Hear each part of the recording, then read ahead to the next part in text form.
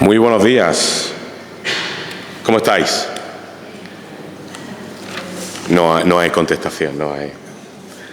Espero que no hayáis dejado el cerebro en casa, porque muchas veces se sobreentiende que cuando somos cristianos lo de pensar no va con nosotros. Parece que ser cristiano y tener fe, gracias por es como dos cosas opuestas, pero no hay cosa más razonable que creer en Dios, ¿verdad? Hay una entrevista de un pastor que empezó, que lo estaban entrevistando en la televisión, y la periodista, la presentadora, le dijo: mira, yo no creo, yo soy totalmente atea, pero dime, si yo tuviera que creer en Dios, ¿cómo sería?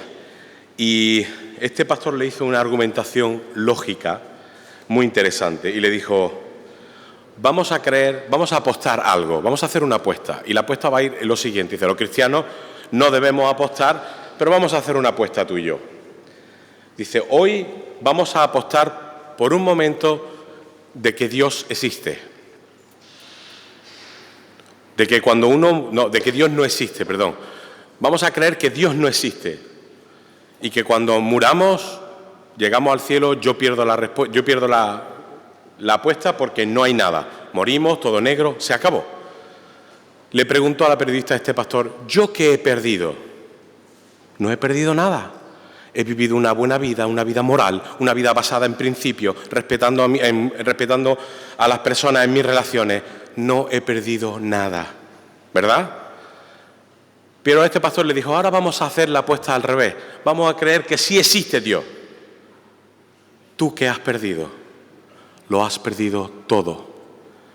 Porque cuando llegaste al cielo, sí existía Dios, sí había una salvación, y tú no la aceptaste. Por lo tanto, hasta por lógica, tener fe y creer en Dios es lógico, ¿verdad? Así que espero que podamos reflexionar de una manera lógica en el Señor en esta mañana. Una de las cosas que a mi mujer y a mí nos apasiona muchísimo es el deporte. Creo que esta mañana vengo un poco deportivo, pero una de las cosas que yo creo que apasiona mi vida es el deporte. Y uno de los deportistas más emblemáticos de los 90, no me mires, Boris, que no voy a hablar de Michael Jordan, no te preocupes, no voy a hablar de Michael Jordan. Pero sí voy a mencionar a uno de los deportistas más grandes de los 90, que es Mike Tyson. ¿Sabéis quién es Mike Tyson, verdad? Mike Tyson, un boxeador negro, posiblemente lo recordaréis porque fue aquel que le arrancó una oreja a otro boxeador de un bocado. ¿Eso lo recordáis? A Holyfield.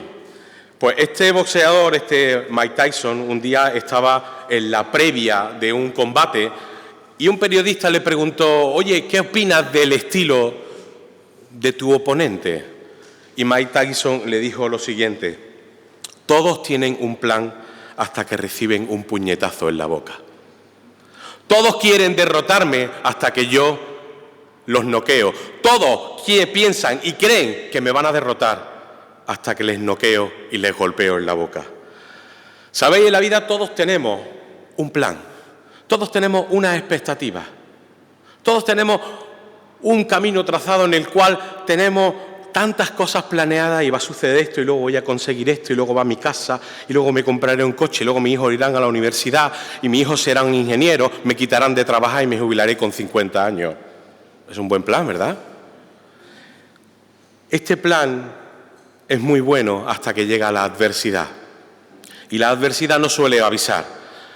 La adversidad es como este golpe, este gancho de Mike Tyson. Llega sin avisar y destroza mi plan. Eso sucede en la vida, y eso me sucedió a mí. Una de las cosas con las que yo crecí fue creer que mi familia era una familia buena, una familia estable, una familia donde no ocurrían cosas, hasta que el puño de Mike Tyson apareció y me golpeó en la boca, y mis padres se divorciaron y todo mi mundo se vino abajo. Yo no esperaba que una familia cristiana de tantos años, un matrimonio como eran mis padres de 33 años, se desvaneciera en un momento. Eso zarandeó mi fe en Dios. ¿Por qué? Porque cuando la adversidad viene a nuestra vida, todos tenemos un plan hasta que la adversidad nos golpea en la boca, ¿verdad? Todos tenemos un plan hasta que somos golpeados por lo que no esperamos. Y lo que normalmente no suele pasar es que la adversidad nos avisa, viene por sorpresa. Me gustaría que reflexionáramos en esta mañana en un pasaje que nos habla de eso, un pasaje que nos habla de las cosas imprevistas.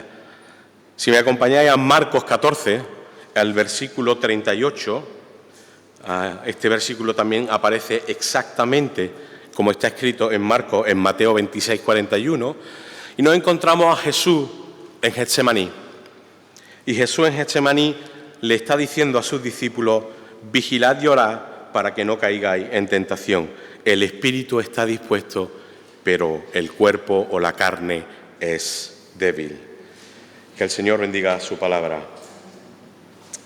Si miramos un poco el contexto donde está encajado el versículo 38, vemos que suceden muchas cosas en este pasaje, pero si algo queda evidente desde el principio es que el ministerio de Jesús está llegando a su final. En este pasaje nos encontramos la institución de la Cena del Señor, cómo Jesús pasa su última Pascua con sus discípulos. Vemos que Jesús en esa Pascua le dice a Pedro: tú me vas a negar, y también le dice a Judas: lo que tengas que hacer, ve y hazlo ya. Van a Getsemaní, Jesús es arrestado, Jesús está ante el consejo y Pedro niega a Jesús. Ese es el resumen del capítulo 14. Si algo queda evidente es que el ministerio de Jesús está terminando, y podemos ver que los detalles que nos llevan a decir esto es que el arresto y la muerte de Jesús están muy cerca. Una de las cosas que yo me imagino que pasa en este capítulo en cuanto a la adversidad es que algo que yo creo que los discípulos estaban teniendo muy claro es que durante los últimos 3 años absolutamente todo lo que vivieron iba indicando 2 cosas. Que poco a poco se iba revelando de que el Mesías había venido, y que la segunda cosa es que el reino de Dios estaba entre ellos. Las palabras de Jesús de el reino de Dios se ha acercado. Con este panorama ellos tenían un marco en el que podían decir: las cosas están cambiando, el imperio romano va a caer, el reino de Dios se va a instaurar. Buenas noticias, un buen plan, un mensaje de esperanza, de misericordia. Pero de repente sucede otra cosa. Aunque Jesús había dicho varias veces, en varias ocasiones, que era necesario que Él tuviera que morir, el arresto de Jesús y la muerte de Cristo fue un duro golpe de la adversidad que los discípulos tuvieron que encajar. Todo apuntaba a que el pueblo de Israel iba a tener al Mesías. Todo apuntaba a que Jesús iba a librarlos de la adversidad. Pero lo que ellos no esperaban era que Jesús fuera arrestado y Jesús fuera muerto en una cruz. Cuando hablamos de la muerte de Jesús, hay que hacer siempre un inciso y una parada. Muchas veces entramos a la discusión o a la pregunta de por qué era necesario que Jesús muriera. ¿Por qué era necesario que Jesús, que decía que era el Hijo de Dios, tenía que morir? Dios hizo una simple cosa, digo simple por mimetizar y resumir. Hizo un acto, y Él fue encarnarse y hacerse hombre. Lidia antes estaba hablando de la verdad, y la verdad, Jesús mismo dijo de sí mismo una cosa: yo soy el camino, la verdad y la vida, y nadie llega al Padre si no es por mí. Estas palabras de Jesús las podemos tomar de 2 maneras. O Jesús es un completo lunático que estaba diciendo algo que era inverosímil. Jesús era un enajenado mental que pensaba que era un ser supremo. O a la luz de los actos de Jesús, las palabras de Jesús las tenemos como que tomar que lo que estaba diciendo era verdad. Jesús viene a romper un paradigma social que sucedía hasta ese momento, Y ese paradigma es que hasta ese momento el concepto de la verdad era simplemente un concepto. ¿Qué es la verdad? Por eso Pilatos pregunta, ¿y qué es la verdad? Pilatos, la pregunta no es qué es, la pregunta es quién es la verdad, y la tenía delante. Jesús es la única verdad, el único camino a conocer a Dios. Jesús es la única respuesta a la adversidad. Yo no sé si tú conoces a este Jesús. Yo no sé qué oportunidad has tenido de acercarte a los pies de la cruz y poder comprobar como el centurión que traspasando su costado terminara diciendo verdaderamente este es el Hijo de Dios. Si tú quieres comprobar realmente que quién es Jesús, si tú realmente quieres comprobar por qué es necesario que Jesús muriera, no es algo cósmico, no es algo interestelar, no es nada más que una razón. Jesús murió por nosotros para rescatarnos de nosotros mismos. La mayor adversidad y la mayor problemática que tenemos como el ser humano no es un tal Satanás. La mayor adversidad es lo que procede y sale de tu corazón y de tu mente. Ese es tu peor enemigo. El Señor ha venido a rescatarnos de esa malicia, a cambiar un corazón de piedra en un corazón de carne. Así que en esta mañana yo te animo a que si tú no conoces a ese Jesús que muere en la cruz, yo te animo a que te acerques. Siguiendo un poco con lo que tenemos en mente, con la adversidad,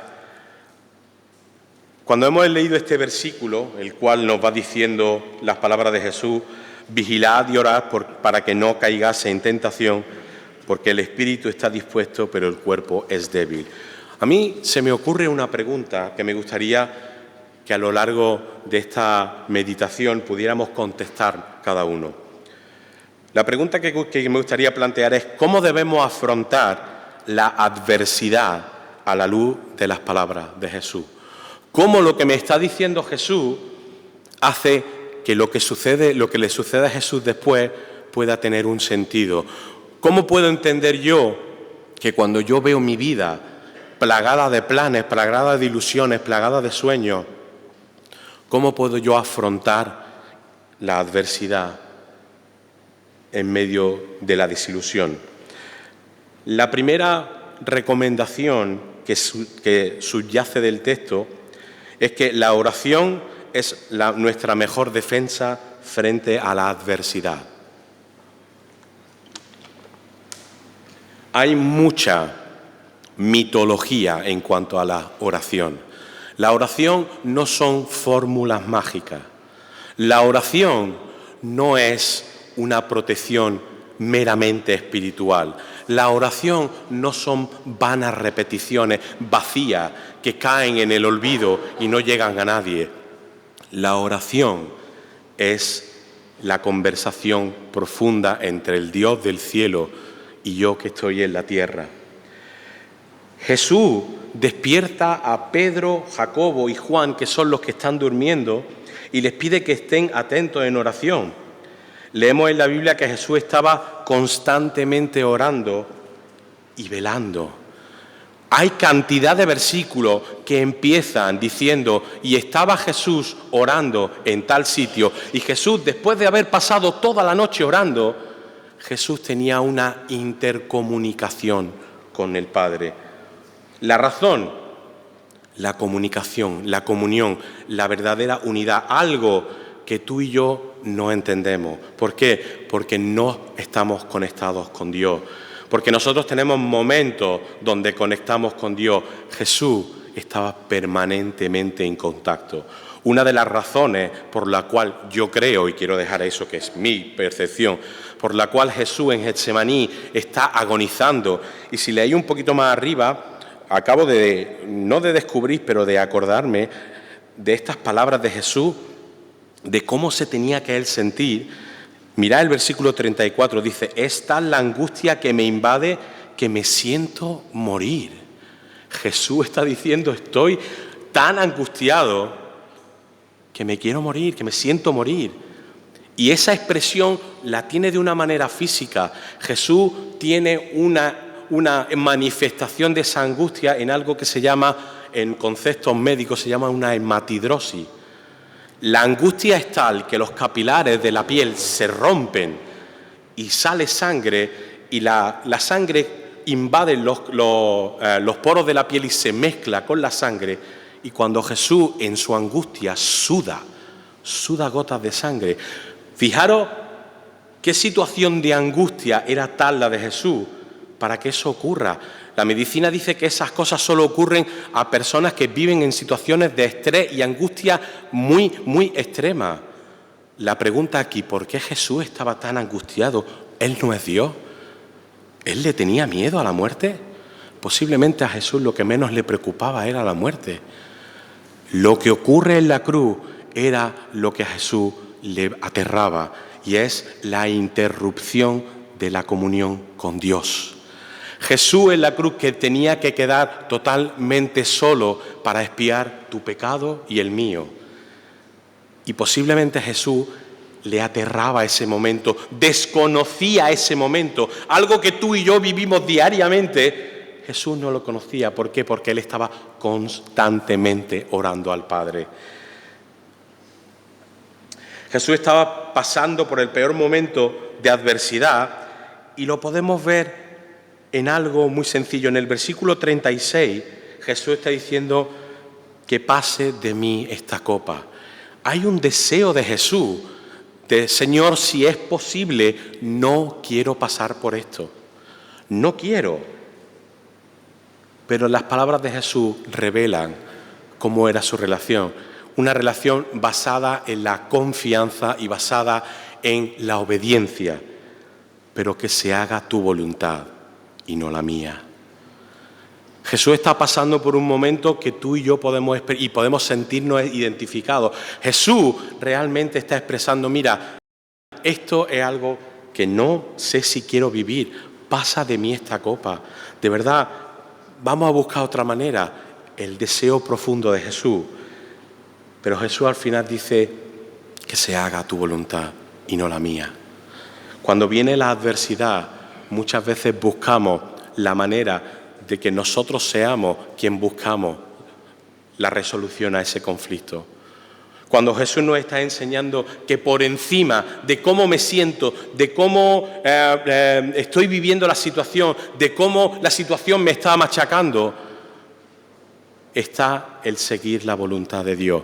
Yo sé que esto es muy complicado. Yo tengo que confesaros que es algo que sigue en proceso de aprendizaje. Pero Dios quiere que confiemos en Él. Dios quiere que tengamos una confianza ciega en Él. ¿Cuántas veces Dios ha demostrado en tu vida que Él es tu Dios y es tu Ebenezer? ¿Sabéis lo que significa la palabra Ebenezer? Hasta aquí, hasta el día de hoy, hasta este momento, nos ayudó el Señor.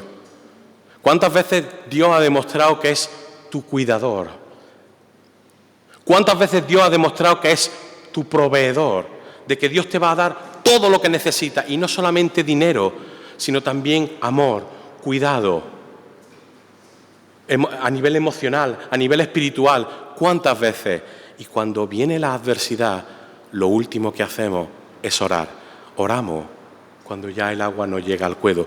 ¿Por qué? Porque pensamos que nosotros tenemos recursos para afrontar la adversidad, y nos olvidamos que la oración es la conversación con aquel que tiene el control de todas las cosas.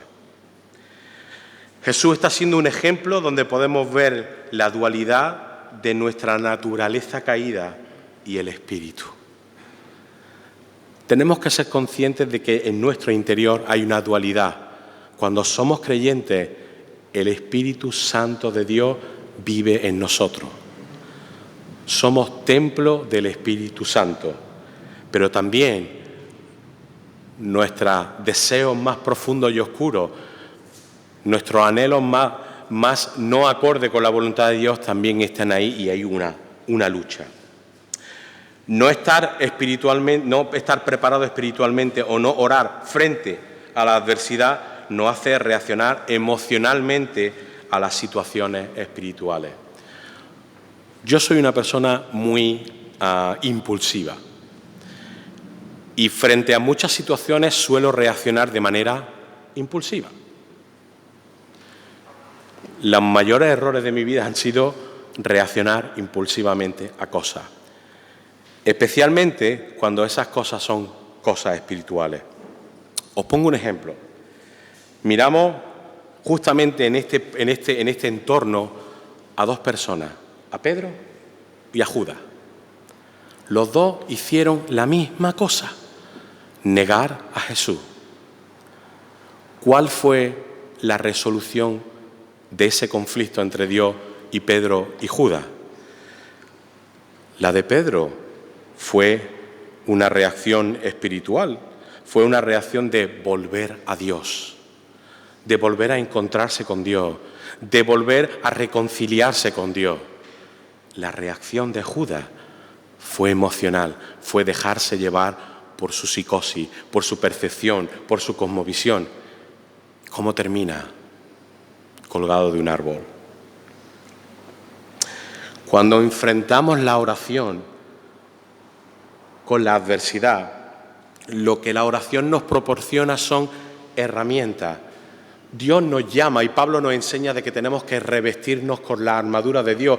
Lo de la armadura no es una figura retórica solo porque queda bonito, sino porque tenemos que ser conscientes de que vivimos en una guerra permanente.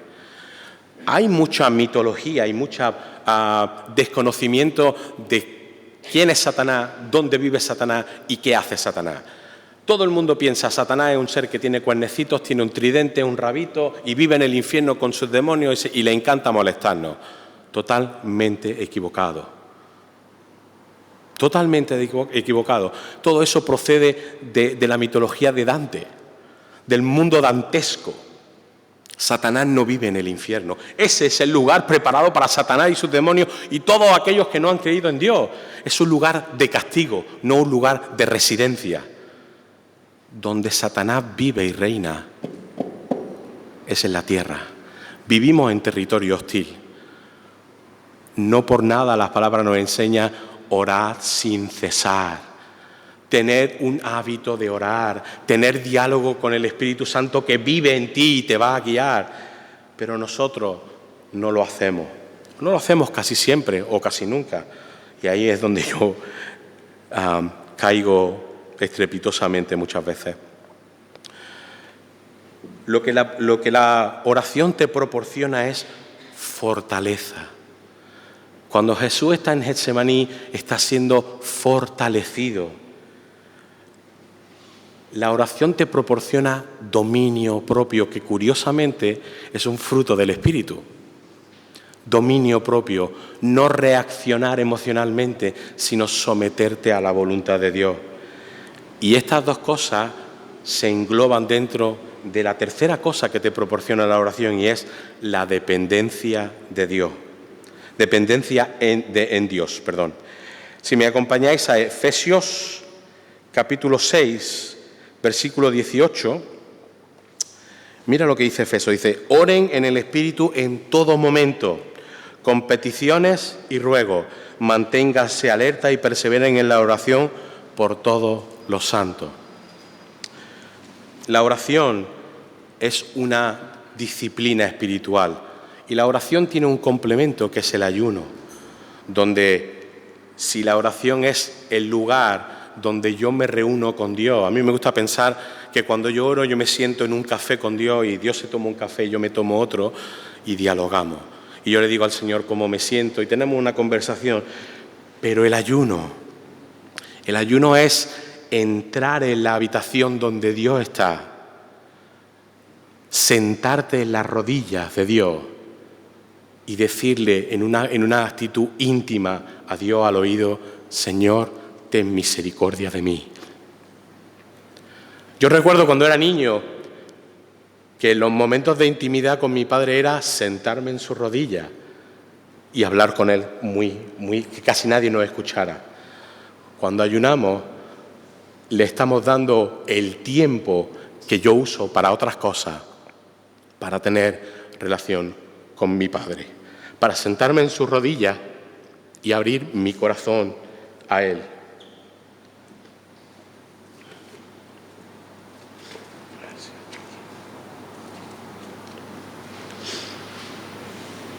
La segunda cosa que me gustaría deciros es que la oración nos lleva a ser conscientes de la lucha interior en nosotros entre el Espíritu Santo y nuestra carne. Si miramos el versículo que hemos leído, miramos el texto de Marcos, dice: el espíritu está dispuesto, pero el cuerpo es débil. Eso es una realidad en nuestra vida. Hay una lucha constante entre lo que el Espíritu Santo te dice y te guía y entre tus propios pensamientos. Hay una lucha y una no entendimiento y una confusión entre lo que mi propia mente me dice, lo que me dicen mis deseos y lo que Dios está intentando decirme. La adversidad nos desconecta y nos desorienta.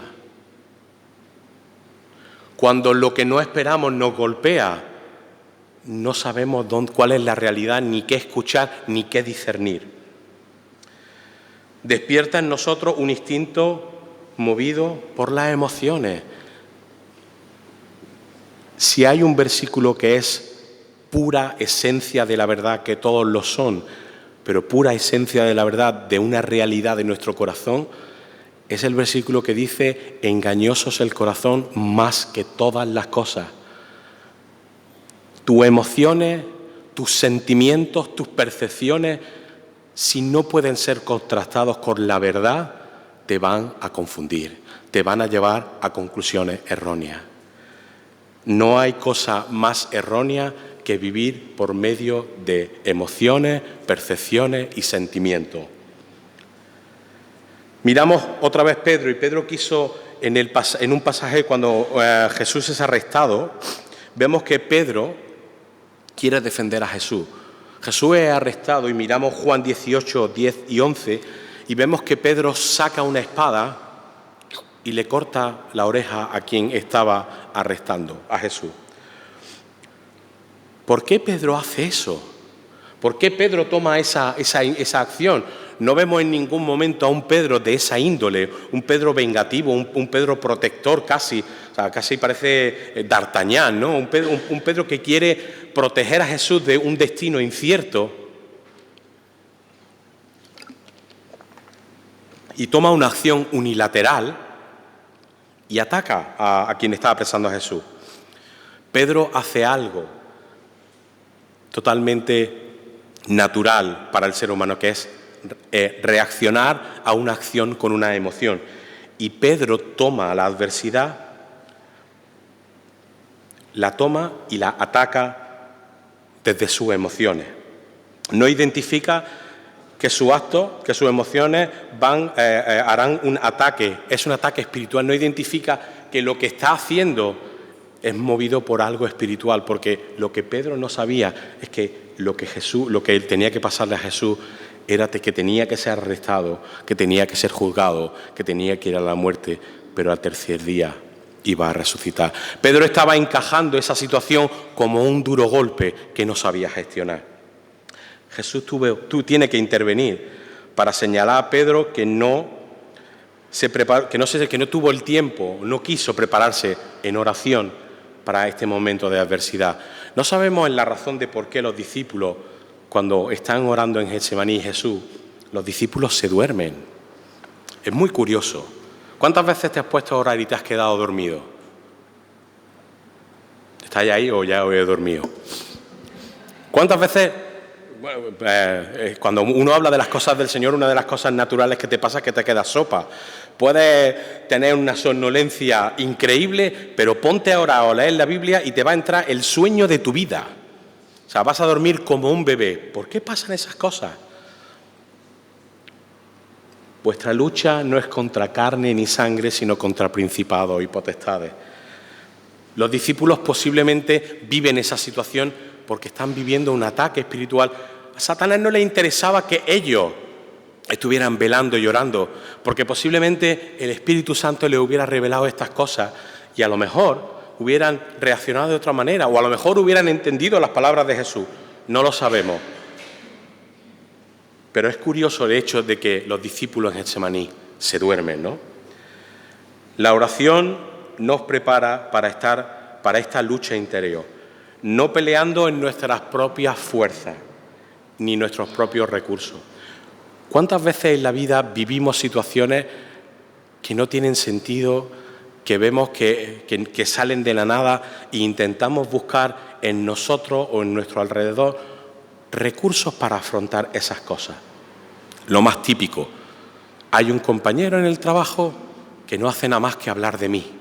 Habla mal de mí, me critica, cuando puede me hace la cama, si puede hacerme quedar mal delante de mi jefe lo hace.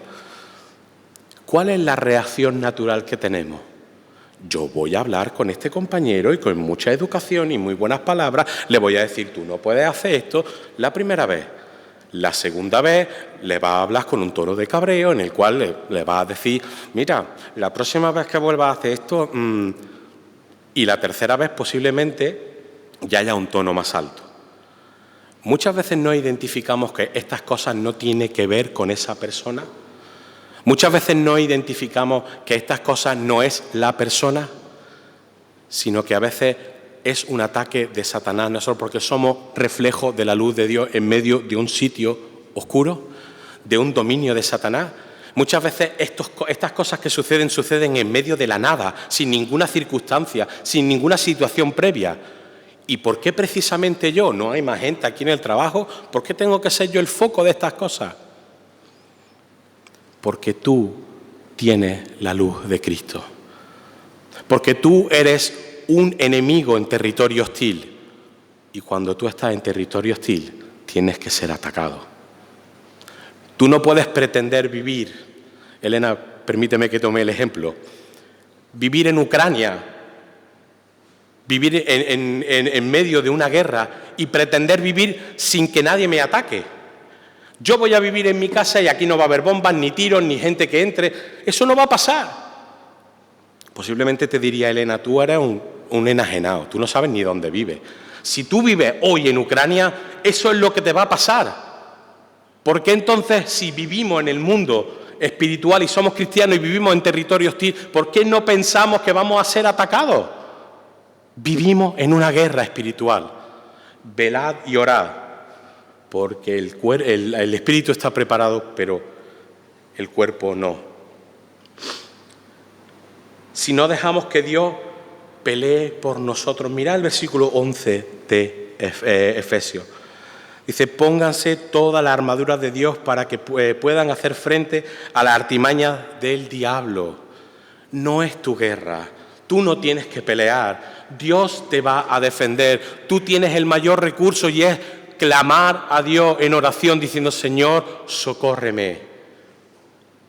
Tenemos el mayor recurso frente a la adversidad y es Dios. Muchas veces lo que en el mundo natural es lógico, en el mundo espiritual no lo es. Cuando vivimos una situación de adversidad, lo que nuestra mente nos dice, no puedes hacerlo, no vas a llegar, con hablar con esta persona no tiene ningún sentido, tal. Pero cuando Dios trata con nuestra vida, todo lo lógico deja de tener sentido. La lógica en el mundo espiritual no funciona. Y quizá esto suena como disonante a lo que acabo de decir antes, de que tienes que traerte el cerebro para ser cristiano. Nosotros intentamos vivir de una manera coherente a la que predicamos, pero eso no significa que eso sea coherente. ¿Me explico? La coherencia es vivir lo que creo y lo que digo. Y la incoherencia es que el mundo entienda que lo que pienso, lo que creo y lo que digo tiene sentido. ¿Me explico? Creo que no veo creo que estoy liando a la gente hoy, ¿eh? Déjame resumir todo esto en 3 cositas. Caminar con Dios es vivir conforme a su voluntad. ¿Estás de acuerdo con eso? ¿Sí? ¿Sí? Pero vivir en este mundo es saber que los planes pueden tener contratiempos. Frente a los reveses de la vida debemos luchar con la poderosa arma de la oración. Yo sé que los cristianos en general menospreciamos mucho la oración, que la oración es como un dogma como un mantra que parece que tenemos que hacer una y otra vez y que a veces no tiene sentido. ¿Sabéis quién es Agustín de Hipona? ¿Lo conoce? Alfonso, no te pregunto porque yo sé que sabes quién eres. Agustín de Hipona es uno de los padres de la Iglesia que durante muchos años este hombre fue un sinvergüenza, fue un mujeriego, un borracho, un vividor, durante muchos años, y su madre, una ferviente creyente, estuvo orando por él durante 30 años. Después de 30 años, él tiene una transformación increíble y entrega su vida al Señor. ¿Tú no crees que su madre habría días que diría, ¿orar para qué? Pero si este niño no cambia. 15 años orando. Este niño no cambia. ¿Para qué voy a seguir orando? La oración toma tiempo, pero la oración es la plegaria del creyente rogando que el brazo de Dios se mueva en nuestra vida. No es nada que no merece ser la pena invertido, pero toma tiempo. Quizá hoy en día el que las cosas tomen tiempo no es algo muy popular, porque estamos acostumbrados a la inmediatez, a la rapidez. Vamos a cenar, pues vámonos a un Burger King, que las cosas son rápidas. Oye, que queremos ver una serie, pues tengo Netflix, que la veo y si me da la gana, la veo entera. No me tengo que esperar a la semana que viene a ver el siguiente capítulo, lo veo rápido. Estamos perdiendo la esperanza y estamos perdiendo el tener paciencia con las cosas. Y queremos que Dios sea un Dios de inmediatez, un Dios de comida rápida. Y en el mundo espiritual las cosas toman tiempo. La vida del creyente es como vivir en un campo de batalla donde el Espíritu Santo que habita en nosotros está peleando constantemente con nuestra naturaleza caída. Déjame decirte solo 3 cosas prácticas que puedas hacer para pensar y aplicar lo que esta mañana estaba intentando decirte. Necesitamos desarrollar una vida de oración, orando en todo tiempo, en todo momento y tomando la oración como el recurso más importante. Yo estoy intentando que mi vida sea como la vida de los creyentes en Hechos. Tú ves la vida de los creyentes en el libro de Hechos y son gente que el Espíritu Santo les decía, levántate por la mañana, ve a tal calle y allí te vas a encontrar un hombre, habla con ese hombre y dile tal. Ostras, eso lógicamente es una ida de olla muy gorda, ¿eh? Una vida basada en que Dios me hable por medio del Espíritu Santo. Dice la Biblia, mayores cosas que Jesús hizo están preparadas para vosotros. ¿Sabéis por qué no pasan? Porque no tengo fe y porque no escucho al Espíritu Santo. Mayores cosas que hizo Jesús están preparadas para nosotros. El Señor nos dijo, y os he dado potestad en el cielo y en la tierra. No ejercemos la potestad que Dios nos ha dado. Jesús nos ha dado ese poder, esa potestad, y no la ejercemos. Hablamos muchas veces de que no suceden muchas cosas. Necesitamos desarrollar una vida íntegra de oración en conexión con el Espíritu Santo para que cosas supernaturales, cosas del cielo sucedan en la tierra. Para eso necesitamos que nuestra relación con el Espíritu Santo sea una relación dependiente. Y esta palabra no es una palabra muy popular hoy en día. La palabra popular hoy en día es la independencia. Y si te vas por el norte de España, en la esquina, más todavía. Todo el mundo quiere ser independiente. No quiero depender de nadie. Como cristianos no podemos ser independientes ni del Espíritu Santo ni de Dios. Tenemos que tener una relación dependiente y codependiente del Espíritu Santo. Aprendiendo a apagar mi voz, a acallar la voz de mi mente, la voz de mis sentimientos para poder escuchar la voz del Espíritu Santo. Te animo a que seamos obedientes, incluso en las cosas, empezando por las cosas pequeñas, para que cuando vengan las cosas grandes yo ya tenga la confianza ciega en Dios de obedecer, sabiendo que Dios está en control de todas las cosas. Necesitamos ser creyentes, obedientes a la voz de Dios. Aunque esas cosas, mis queridos hermanos, sean una locura. Dice Pablo que el mensaje de la cruz es locura para aquellos que no conocen a Dios, pero para nosotros es una bendita locura. Si nuestra vida está guiada por el Espíritu Santo, si nuestra vida está fortalecida y tenemos el recurso de la oración por medio de la adversidad, seremos más que vencedores, no por nosotros, sino por lo que el Señor ha hecho en nosotros. Que el Señor nos bendiga y que el Señor nos ayude en esta tarea.